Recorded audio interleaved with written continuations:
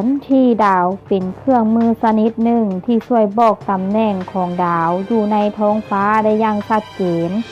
นอกจากนี้แผนที่ดาวยังบอกฤดูการปรากฏตัวของดาวและดาวตกได้อีกด้วย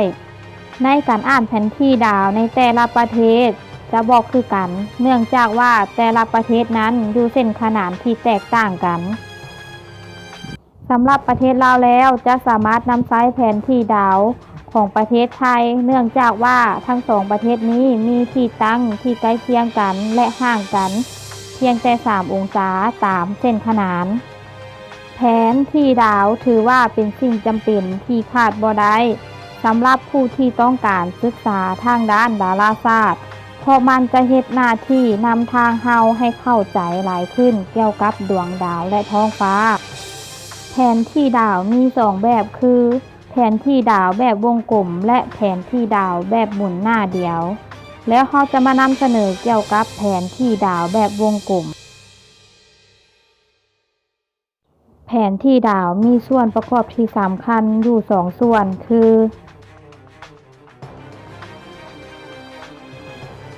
ส่วนที่1คือแผ่นวงกลมมีศูนย์กลางเป็นขั้วฟ้าเหนือดาวเหนือจะอยู่บ่อนตาใกล้พอดี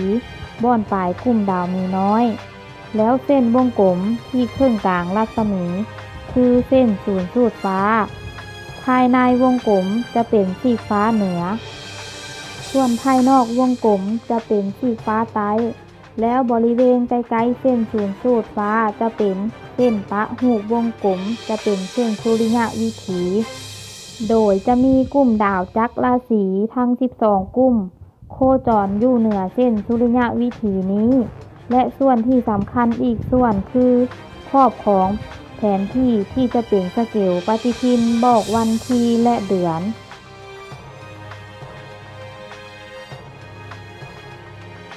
ส่วนที่2เป็นแผ่นวงกลมที่เจาะซ่องอาณาเขตของท้องฟ้าจะมีตำแหน่งของขอบฟ้าบอกทิศเหนือทิศใต้ทิศตะวันตกและทิศตะวันออก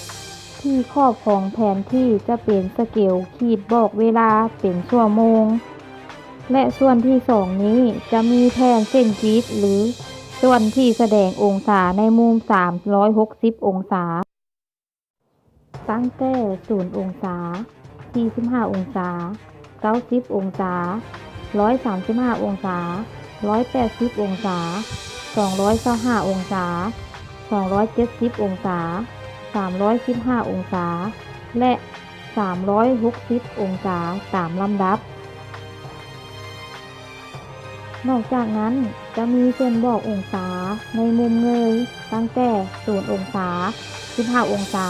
30องศา45องศา60องศา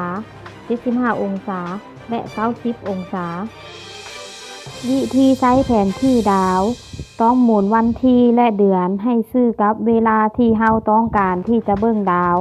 ถ้าเฮาต้องการที่จะเบิ่งดาวในวันที่15เดือนมังกรเวลา 12 โมงกลางคืน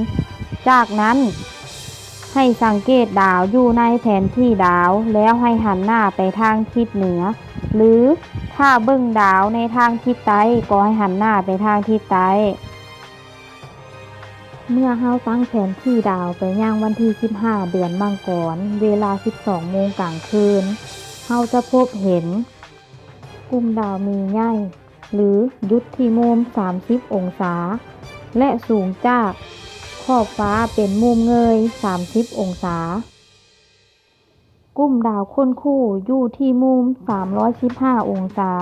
หรือทิศตะวันตกเฉียงเหนือ